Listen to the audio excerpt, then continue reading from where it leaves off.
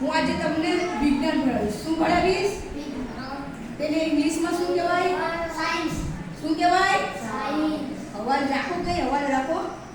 જો આપણે શીખી લીધા કે આપણા લાક્ષણિકતા ક્યાં ક્યાં છે. શીખી લીધા ને? તો હવે સહી ઊભો થશે ને સજીવોના લાક્ષણિકતા કે છે.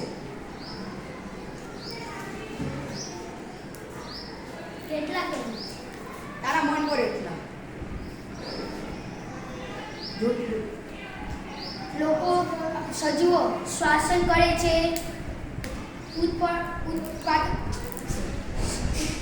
લોકો શ્વાસન કરે છે, ઉત્સર્જન કરે છે, એક પોતાની જાતે હલનચલન કરે છે.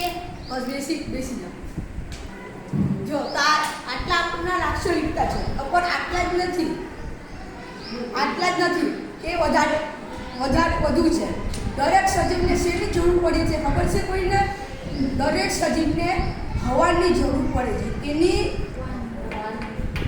તો હવા શું છે પહેલા એ જાણી લો. શું છે હવા? મિશ્રણ. શું છે? મિશ્રણ. હવાને કેવી રીતે મિશ્રણ કહી શકીએ આપણે? તમે કેટલા બધા યાકીભાઈ કે સર કેટલા બધી વાયુઓ હોય છે, નાઇટ્રોજન, ઓક્સિજન, કાર્બન ડાયોક્સાઇડ જેવા અન્ય વાયુઓ હોય છે, અને તેમાં આ ઉપરાંત ઘણા બધા રજકણો પણ હોય છે. તેથી મિશ્રણ કહેવામાં આવે છે. જો જોયું આને હવાને શું કહેવામાં આવે છે?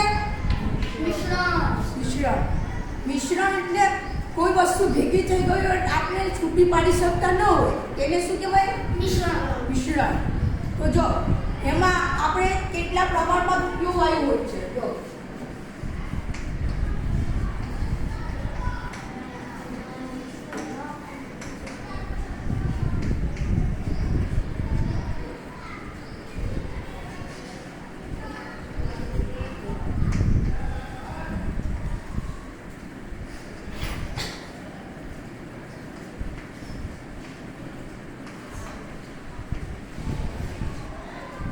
જો નાઇટ્રોજન આપણા હવામાં સૌથી વધારે પ્રમાણ કયા વાયુનું છે ખબર છે કોઈને?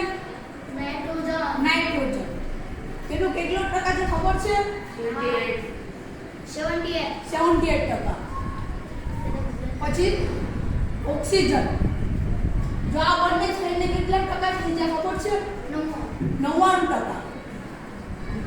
એટલે હવાનો મોટો ભાગ તો નાઇટ્રોજન અને ઓક્સિજન સંભાળે છે. અને બીજા ક્યાં વાયુ છે ખબર છે? કાર્બન ડાયોક્સાઇડ અને આ ઉપરાંત રજકણો અને ઘણા બધા વાયુઓ છે.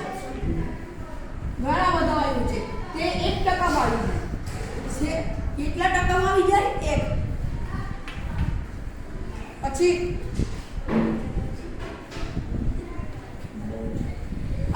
પછી સજીવો ઉત્તેજનાને પ્રતિચાર આપે છે. શું આપે છે? ઉત્તેજનાને પ્રતિચાર. એ કેવી રીતે? જો તમે શાળાના મેદાનમાં ખુલ્લા પગે ચાલતા હો, તમને અચાનક પગમાં કાંટો લાગે તો તમને ખબર પડે કે ન પડે? તો આ તમને ઉત્તેજનાને પ્રતિચાર આપવું કહેવાય. શું કહેવાય?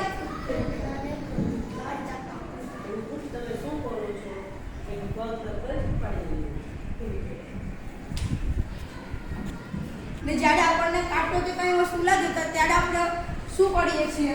પગ ઉપાડી લઈએ છીએ. શું કરીએ છીએ?